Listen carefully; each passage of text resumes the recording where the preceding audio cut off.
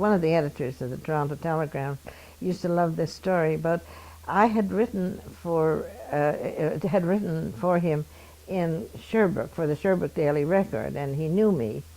And then he had moved to Toronto, and then I moved to Toronto. His name was Agnew.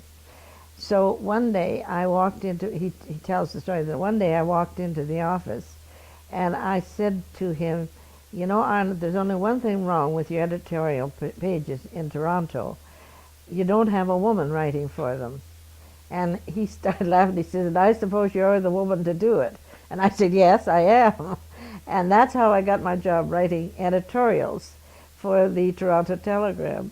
And I wrote for about 3 years. I was writing editorials, and that was one of my first. And but it was wonderful, really. It opened so many doors for me. That's what opened up the radio shows. Pierre Burton had me on his show. Betty Kennedy, I was on her show several times, and I interviewed Gordon Sinclair. All of these people I got to know. In any case, we were in Toronto about 5 years. Oh, and that's when I first got interested in politics. A lawyer who was running, I had been interested before, but to really get into it, a lawyer who was running for the PCs. He had the bad luck to choose the year that Trudeau-mania hit, so he didn't win. But we didn't know that when we started out, and he came to me from my columns and asked me to be the writer for his speeches. So I worked with him for all during the campaign, wrote speeches for him. And I got really into the politics then. And I got so I hated Pierre Trudeau so badly because he was whomping us, you know. And the day of the election, I was literally sick in my stomach. I went to stay to Doreen's as the election results came in, and I'm vomiting all over. I was so sick to think that this Trudeau had taken, had taken over the country, literally. Mind you, later years, last year when he died, or 2 years ago, I appreciated him more then, but I sure had a hate against him. In the meantime, we had decided to, I'm not sure why I decided to come west, but Dennis was teaching, and I guess I felt it was time to come back to my roots. But, and I had a cousin in California, that was it. He was working on the San Francisco Chronicle, and he wanted me to come to the States to write because he had read some of my editorials, and he was a copy editor. I ended up driving down, Susan and I driving down to California, and Rex found us a place to live.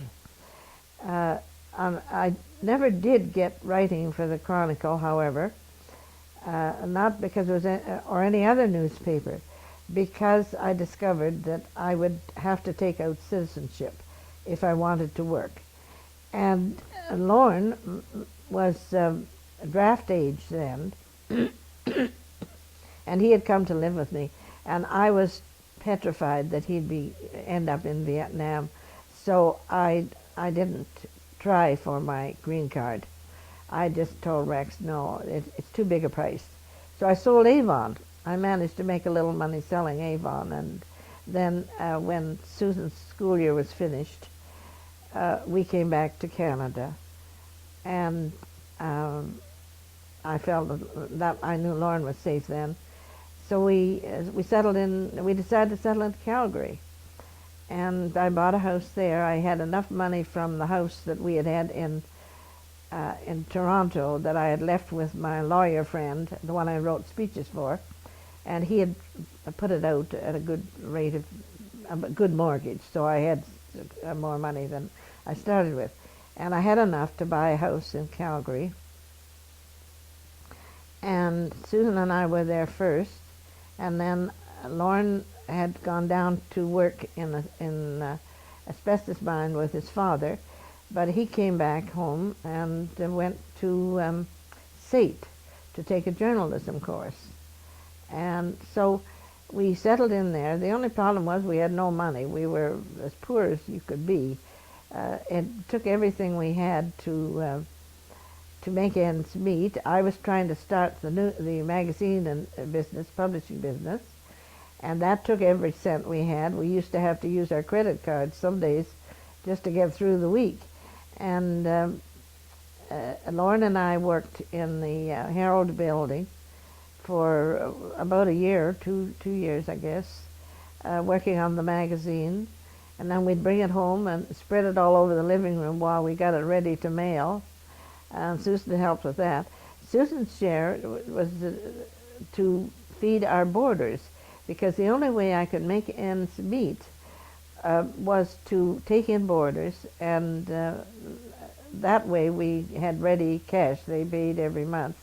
So between the boarders and gradually getting the magazine, which we called Travel Leisure then, the first name I gave it, recreational vehicle magazine, and Lorne and I did the magazine. Susan fed, and Dennis was teaching, so he was supporting himself.